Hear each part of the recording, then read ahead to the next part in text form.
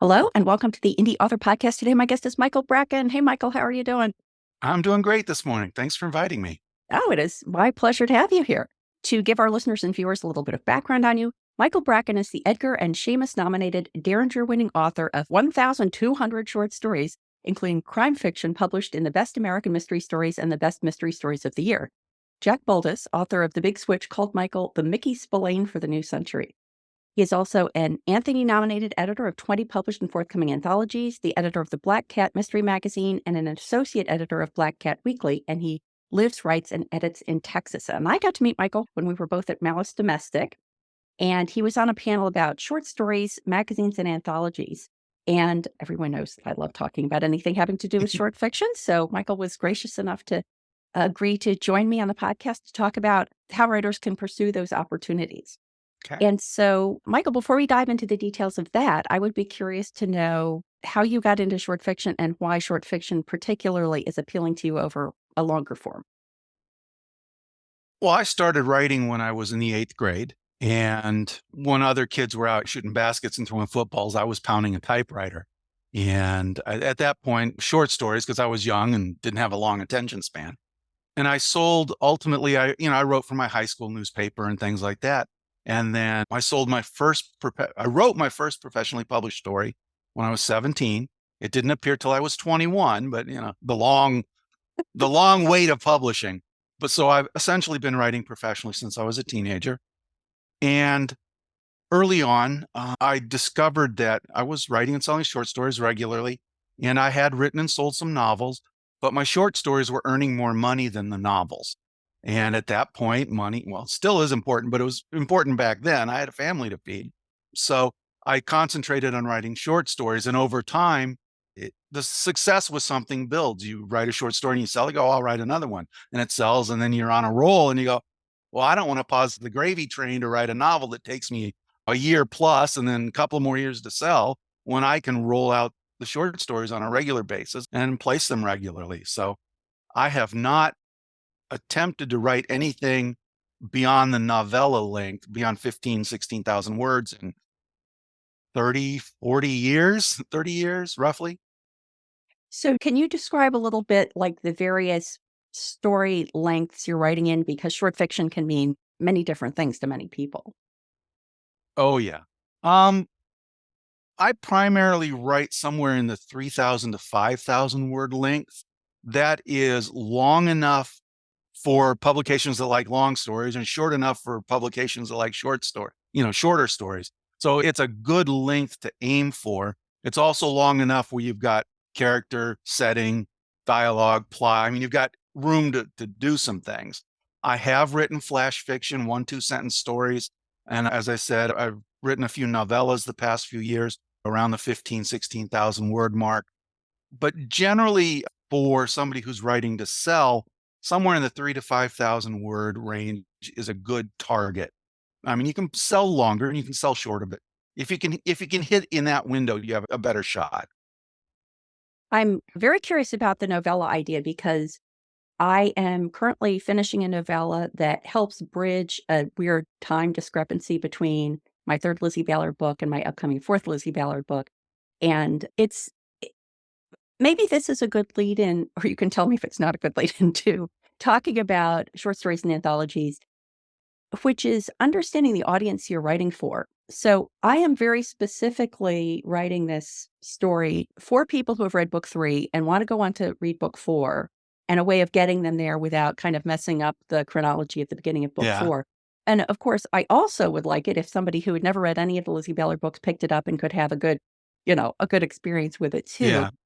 When you're writing for publications, how do you think of the audience you're writing for and how you handle that in the story you're telling? That's something that really you start to feel the longer you've been writing. In essence, I mean, they always say write for yourself. And in some ways, you are writing for yourself. You have to satisfy yourself before you're going to put something out to an editor. But I also have developed a feel for what I think certain editors are likely to purchase. So as I'm writing, I'm thinking, this is likely to be an Ellery Queen story, or this is likely to be an Alfred Hitchcock story, or this is likely to fit Sherlock Holmes Mystery Magazine or whatever. I'm not always right when I'm done, but as I'm writing, I'm thinking, okay, there are certain things I can do here or that I shouldn't do here for these particular publications. One example of that is Queen and Hitchcock do not like children to be harmed, and they don't want, generally speaking, children to commit the crimes if they're violent, especially if they're violent crimes. So I go, okay, that murderous 12-year-old is not going to sell to one of those magazines. I still want to write the story, but I got to find somebody else for it. So who would be interested in a story about a murderous 12-year-old? Any parent of a teenager. Um, I have sold one story to Sherlock Holmes Mystery Magazine where children are involved in a violent act. I don't write many of them, but I did sell one to Sherlock Holmes. And as an editor, I'd be willing to look at one. I'm not actively seeking them, but if one crosses my desk, I'll give it consideration and try to judge it on the merits of how well it's done, as opposed to something specific like it can or can't do this or that. And are any of the stories you're writing continuations, like continuing characters where you have to make a decision about whether the reader has experience with these characters, or are they each a completely independent world? I have a series character, Private Eye, Morris Ronald Boyette. His friends call him Mo Ron. And I've been selling Morris Ronald stories for a couple of decades now.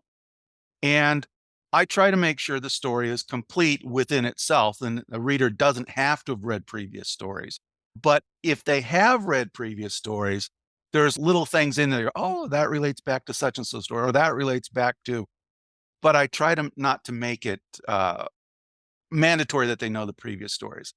One of the dilemmas that you face when you do that is sometimes you have to repeat things that, well, if they've read all the stories, they've heard this every single time, like that his friend calls him Moron and why, or that his best friend is named Millicent, but he's male. Friends call him Millie. Well, you have to explain why. So there are certain things like that that need to be in every story. But if you read them, you sit down and read them all in order, you go, oh, this again. So you have to, it's a delicate balance Yeah. you have to weigh. Yeah, I struggle with that even with novels, and at least in a novel that's 25 words and 80,000, but if it's Yeah. 25 words and 4,000, then it's trickier, and a lot of times you mention one thing and it's not 25 words, you're now opening something that now you need 200 words to explain. Yes. Yeah, well, that's probably a whole episode unto itself, but I thought that your comment about the fact that, in a sense, you're kind of writing for the editor is really interesting. Will get us back to the actual topic, which is how writers can pursue opportunities in magazines and anthologies. So, as both someone who's submitting stories and as someone who is accepting stories for the magazines that you edit, what advice do you have for people who are interested in pursuing that line? I think it's important for writers to get a feel for what editors like.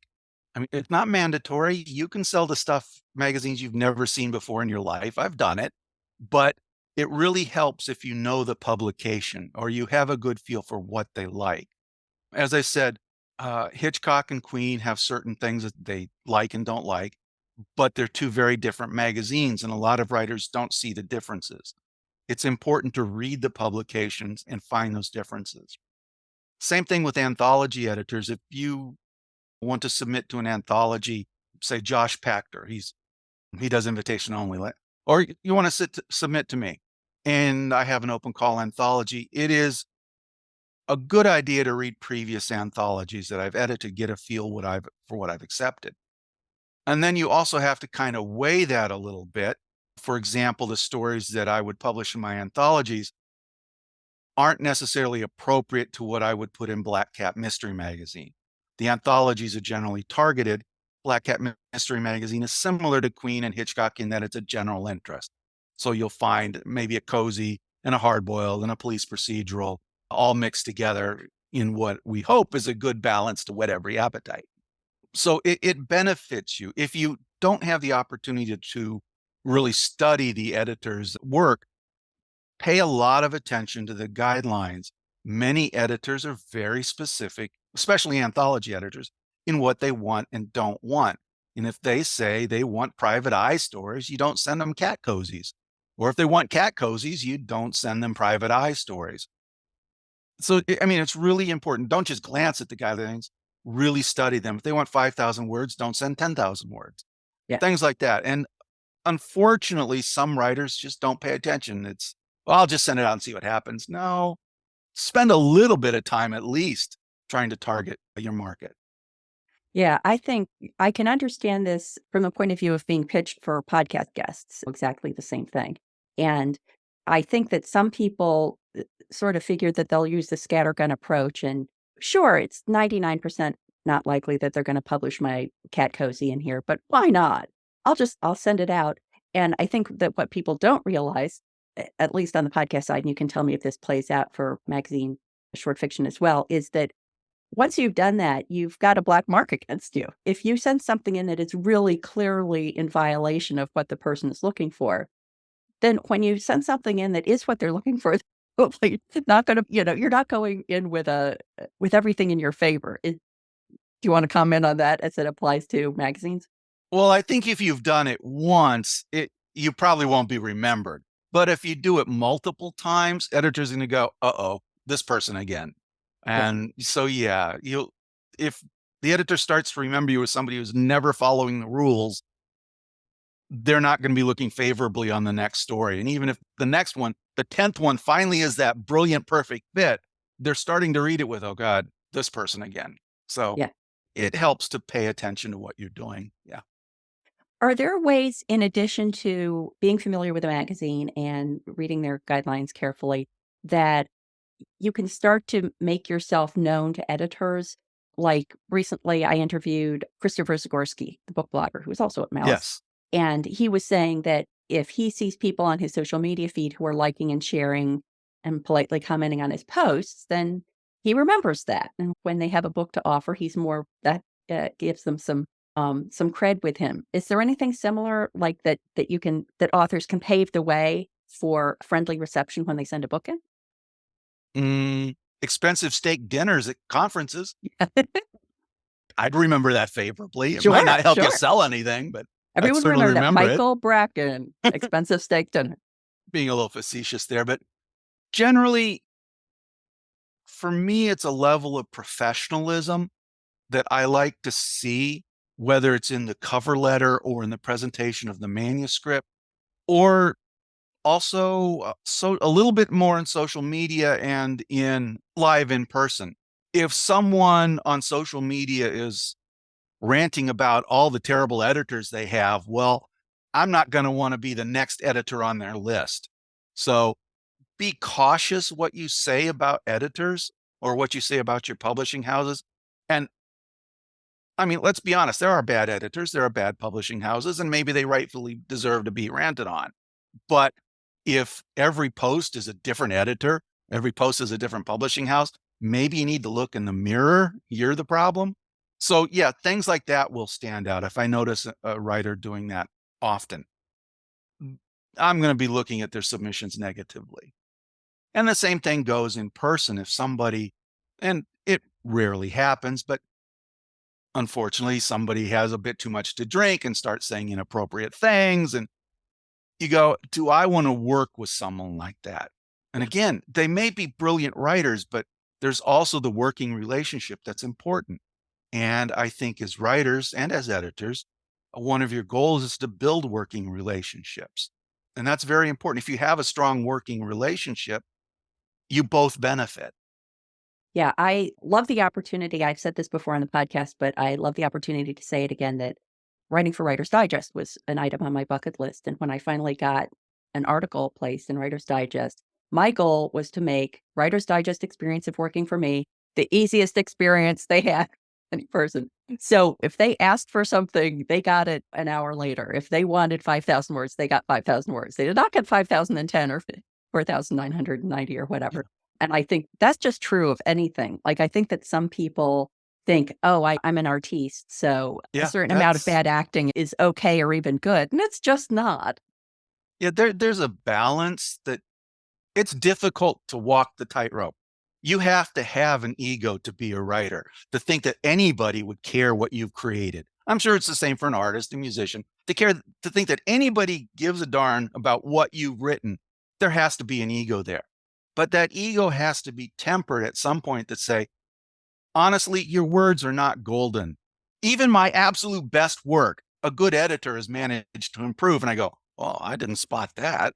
So you have to be open to suggestions and willing to work with the editor. Now, of course, sometimes editors suggest things that you think don't improve the story or they missed a point or something. And most editors are open to a discussion. You go, okay, I saw your 10 comments and I think you're right on 8 of them. I fixed them.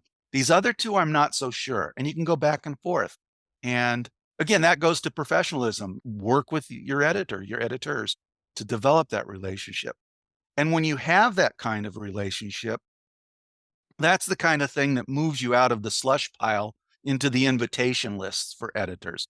If I, for example, Black Cat is always open call, and some of my anthologies have been open call. And so from all the people I've worked with, generally, I go, okay, this person delivered a story that it was on target, on time, on length. When we went through the editing process, they were easy to work with. They were accommodating. They stood their ground if they thought they were right, and sometimes they were. Darn it. Um, and you go, okay, now time comes, and I've worked with them, say once, twice, 3 times, and along comes an opportunity for an invitation-only project where I don't want to wade through 200-300 stories. I want to get it done and over with. Well, I go, okay, who have I worked with? Who writes the kind of story I think this is appropriate for? And they go on my short list of people to invite. And so generally, then I see what happens. Can they do it when they're writing to a very specific call? And some writers hit it out of the ballpark. Some writers struggle a little bit because they're not used to being, in a sense, told, I want exactly this. But you develop that relationship. And part of that relationship is also developing the ability as writers say, I'd really love to work with you, but that's outside my comfort zone. For example, I have one writer I worked with. I wanted a 15,000 word story. He said, I'm sorry, I just don't write 15,000 word stories. And I've worked with him several times, so I know that he's being professional. He's saying, I'm not going to give you something bad, just trying to squeeze out something I don't do. Oh, you'll also have sometimes writers will come back and say, I've never done that, but I really want to. And so maybe it's not a promise that I'll take their story, but I'll definitely look at it closely. And maybe if it's close, then I'll work with them to make it what I want. Those are from the stuff coming over the slush pile or coming the actual manuscripts. One other thing you can do as a writer is once you have sold a few stories to an editor, maybe, for example, you're well known or you're known as, for example, a cozy writer, and you're a good cozy writer, you're recognized as it. But you would like to write some hard-boiled private eye stories. And you say, hey, Michael, I know I write this stuff, but if you ever have an opportunity for a hard-boiled private eye story, I'd like a shot at it. And so that puts in my mind, okay, this is a writer I can work with. I know the quality of their work. They haven't written this before, but they want to try. So I may add them to my list of people. And that is something that also helps. And probably, what am I, my third thing now? Also, writers should help other writers. If you see a call for submissions or an editor contacts you for a project and it's not in your wheelhouse for whatever reason, or you can't fit it in your schedule, look at your friends who are writers and you go, hey, Bob, there's a call for such and so. You might be interested. Or you go, hey, Michael, Sally would love the opportunity. She's a great friend of mine. Would you give her a shot? And I recommend writers to other editors as well. I go, you might want to give this writer a shot or check out his work. He might be somebody, or she might be somebody you want to work with in the future. So let it be known that you're open and available and that you're willing to try things that are outside what you're normally known for. Yeah, one of the most fun writing projects I did was I submitted a story for an anthology that the theme was the bad guy wins and profanity was encouraged. Which, Oh, not my normal thing, but I had so much fun with it. And when it was not accepted for the anthology, I put it up for sale on the retail sites as a short. I have a set of shorts related to my Ann Kinnear stories. And I put a warning at the beginning saying, this story was written for an anthology that encouraged profanity, so you've been forewarned. Oh, but it was a really fun and I think valuable writing exercise. yeah. So you've mentioned professionalism, and we've hit some of the compliance with guidelines, some of the aspects of professionalism. Are there any specifics like what specifically you're looking for in a cover letter, or what you're specifically looking for in a manuscript beyond the content. I'm thinking like format or approach or medium or whatever that marks someone as a professional. Well, cover letters should be fairly basic but informational.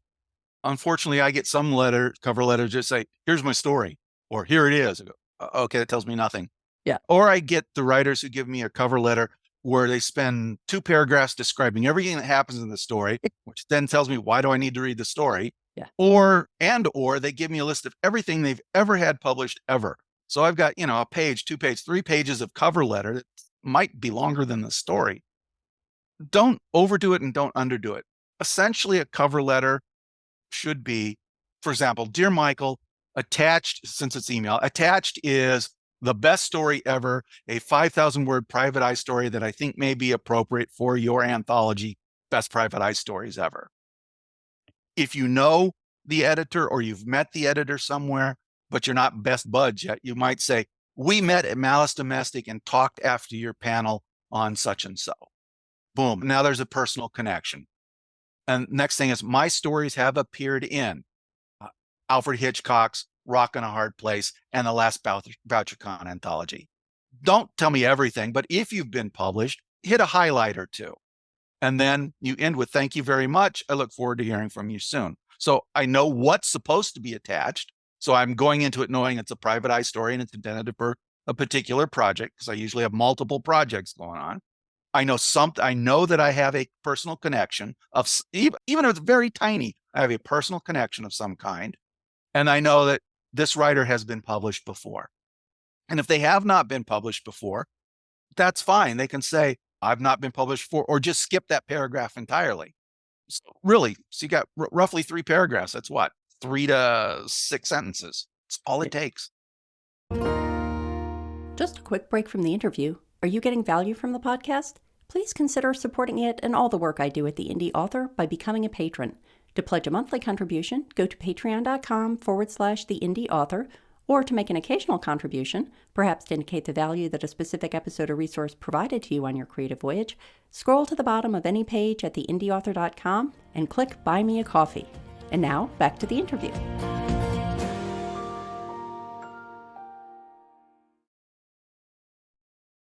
You had mentioned email. Is that how you accept submissions? Like, I'm Yes. wondering if you can speak generally about your own process for accepting submissions and then how that is similar to or different from what other editors might use. I use email. Some editors use Submittable, or was it Moshka, or some other, and Hitchcock and Queen have their own submission process, but I use email, and it's pretty straightforward. Attach the story as a Word document. Never, ever, ever send me a PDF. You go on my list of people who probably don't want to work. And then it's just a process of, they go into I call it a submission queue. It's just a folder with all the submissions. And I try to respond in order that something has been submitted. So the thing submitted most recently will be the last thing I read normally, unless I'm looking for something specific.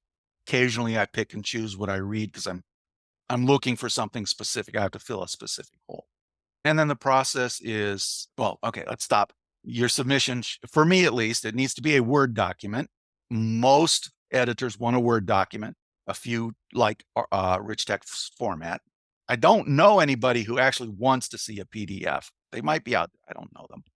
So it's a Word document. And everybody tells you about formatting. They say, well, spell the words correctly, make sure your punctuation is correct. That's all very important, but it's also important to understand how to use Word. Unfortunately, I get manuscripts where the writer seems to think Word is a typewriter, and they put a return at the end of every line. And then instead of using header and footer to put their page numbers in, they type the page number on each page.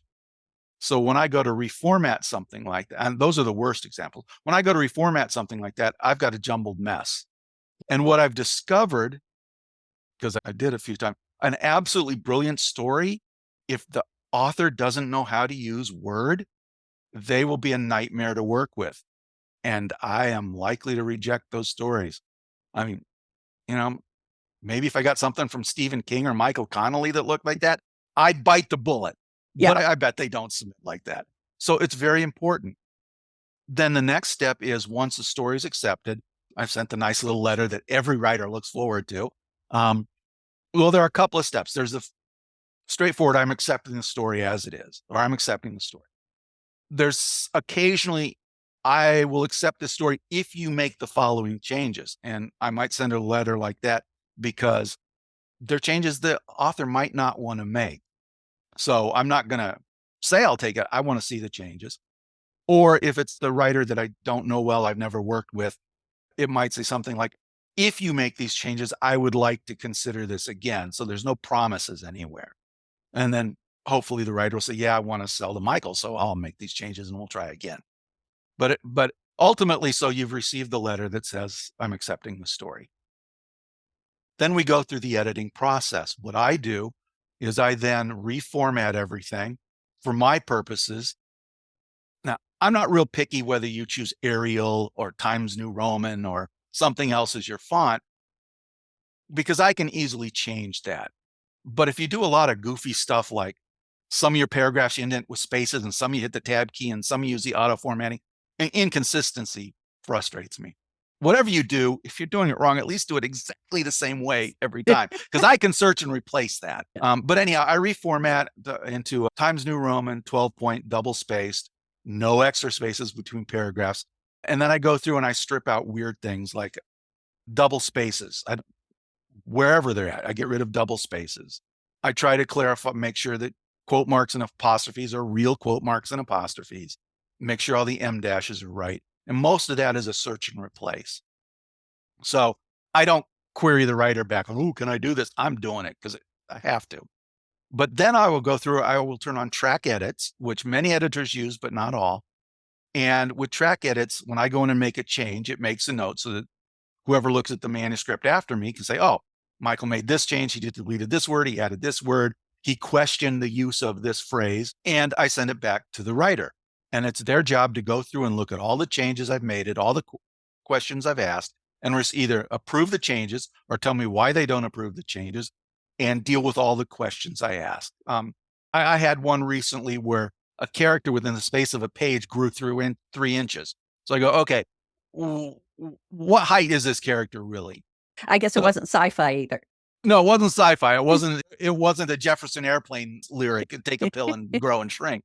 So I'm looking for things like that. And I'm sometimes seeing plot points that maybe don't make sense. You know, your character said this here, but they acted in exactly the opposite manner there. Or sometimes I had one story not too long ago where I went and I counted the number of bullets the character fired. And I go, wait a minute, there's a spare bullet here somewhere. So as an editor, I'm looking for, I don't catch them all, but I look for things like that. And then it goes back and forth with the writer. Sometimes the best writers, it's very clean. They missed a comma and an apostrophe and we're done. Some writers take more effort, more work to get it the way I want it for my anthologies. So my editing may not be exactly perfect, or it may not be exactly what the writer wants, but I'm trying to create a finished product that appeals to a certain readership with certain types of stories. So I may, depending, okay, we need some more violence, or we need less violence, or profanity is okay in this story, but not in this story for this market. So we tone it up, tone it down, things like that. Ultimately, then, depending on but with most of the anthologies, then after I turn the whole package in, all the writers have given me what they need. They've given me their author bio. I've packaged it in a manuscript form.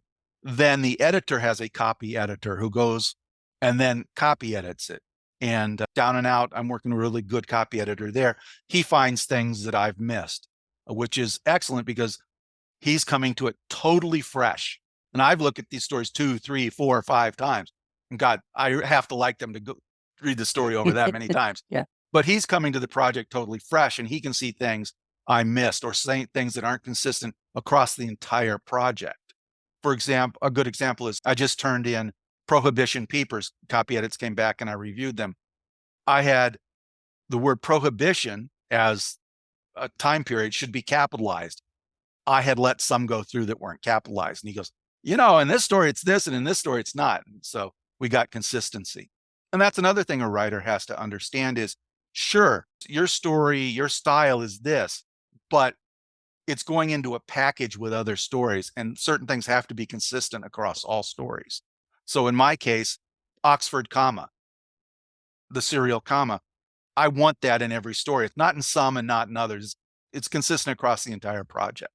So writers have to realize, okay, it's going into a larger thing, so it needs to fit that. Then at some point down the line, we have page proofs. It's been typeset. Pages are ready. Nobody does galleys anymore, although people use that phrase still. You have page proofs. And then with most of my projects, the authors have a chance to see page proofs. And then they go through, and sometimes we'll find things everybody missed prior to this. It happens. And then it goes to print and everybody goes, yeah.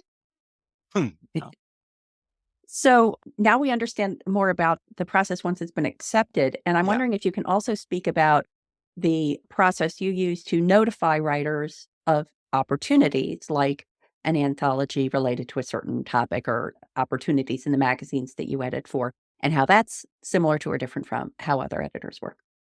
Um, for my open call projects, for example, Black Cat Mystery Magazine has their own website and they have the call for submissions on their website. So you go there, the same page has the calls for Sherlock Holmes Mystery Magazine, which is the same publisher. And so it spells out what we want and don't want. For my open call anthologies, there's a page on my website, which is crimefictionwriter.com, that has anything that has a current open call. And so you can go there, oh, Michael's editing such and so. And I also will sometimes put open calls on my Facebook feed or Twitter feed. Short Mystery Fiction Society, I will sometimes put them there for open calls. And that's similar to what other anthology editors do with open call. However, I know at least one editor, Maxim Jakubowski, I hope I pronounced his name right. The only place I've ever seen his open calls is on his Facebook feed. And I've sold him 2 stories that I co-authored with Sandra Murphy for those anthologies. Now, he may post them elsewhere, but I've never seen those calls anywhere else.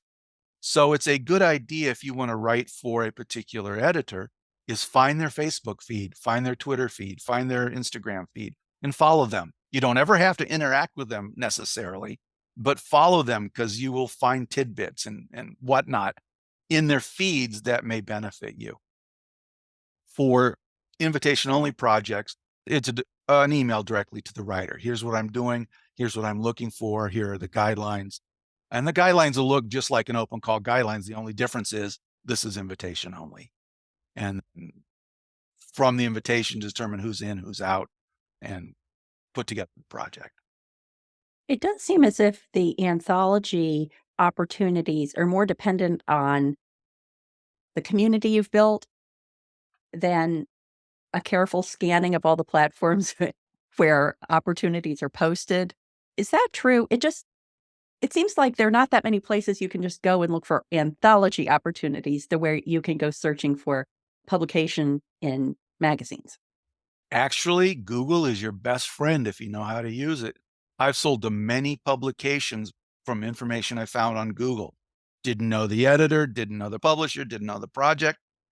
I just use Google extensively. Search for quote, anthology, quote, capital AND, quote, call for submissions, close quote, and variations of that.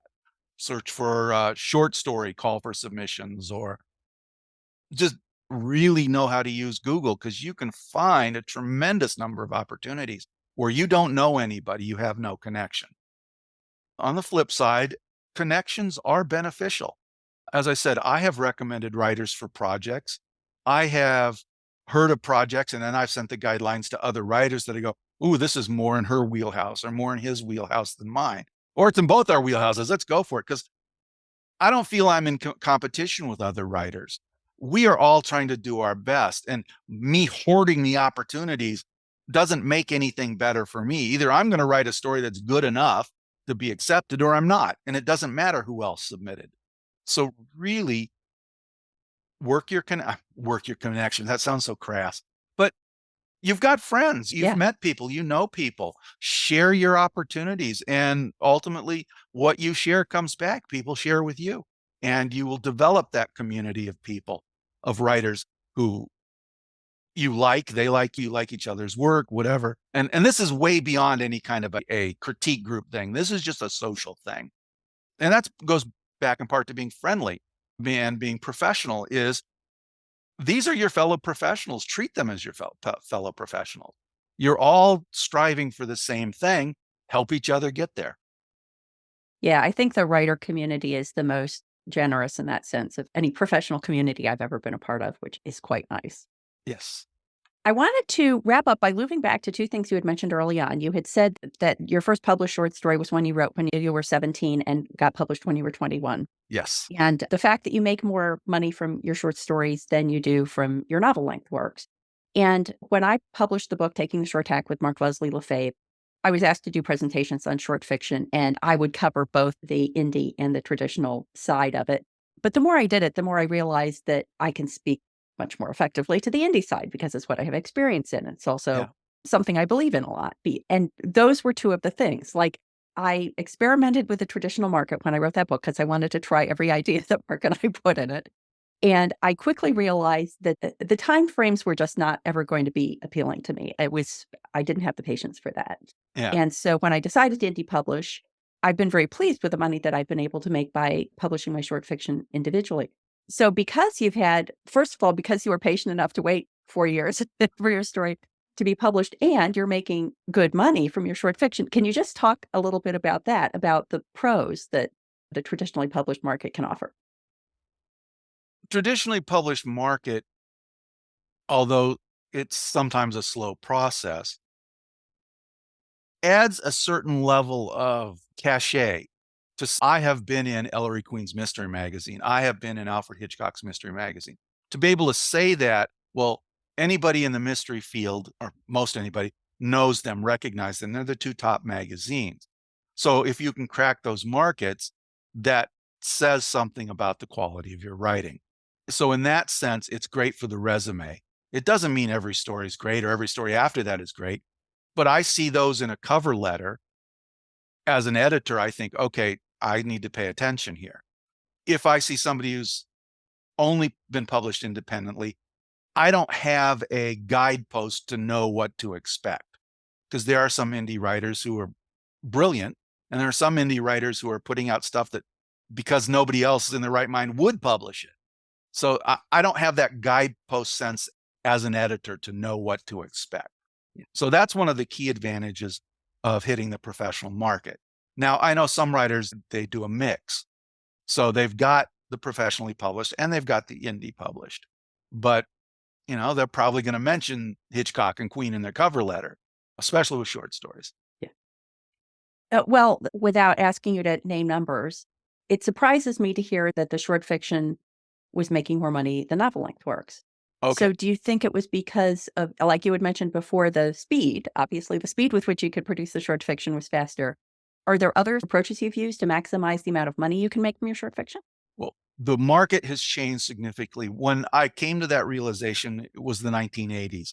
In the 1980s, I could sell a short story for $300, $500, $700 and do that consistently across markets.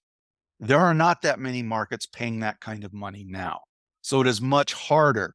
So if I was starting right now, it might be difficult to make enough money from short stories to say, ignore the novels. That was very much a time and place situation for me. But now I'm also at the point where I am selling to the higher paying markets, the Queen and the Hitchcock and similar. And because of that, I can continue doing that. And so when I do sell to a lower paying publication, it's only a small part. It kind of balances out. But yeah, it's harder today. There are many more markets for short fiction than there right now today, for short mystery fiction especially. But there are not many top paying markets. And that's a problem for somebody entering the field. There's got to be a love for writing and a love for mysteries now that didn't need to be quite as strong in the 80s. In the 80s, I was writing across genres, just going wherever, whoever was paying, whatever they needed. Now, it's a little tougher to find those markets and to find those top paying markets and to hit them consistently. Yeah. So great. Well, Michael, thank you so much for joining me to talk about this. And please let the listeners and viewers know where they can go to find out more about you and everything you do online. Go to my website, which is crimefictionwriter.com. Sadly, it is not mobile friendly, but if you have a computer, it's a very nice website. And like I said, you learn more about my background, many of the things I've been published, calls for submissions. Check that out every month or so to see if something new pops up. And then I'm on Facebook, I'm on Twitter, and I'm on Instagram. So check me out there. And I will be at BoucherCon. So if you want to meet up in person, and if you're at a convention, stop me, say hello, just introduce yourself.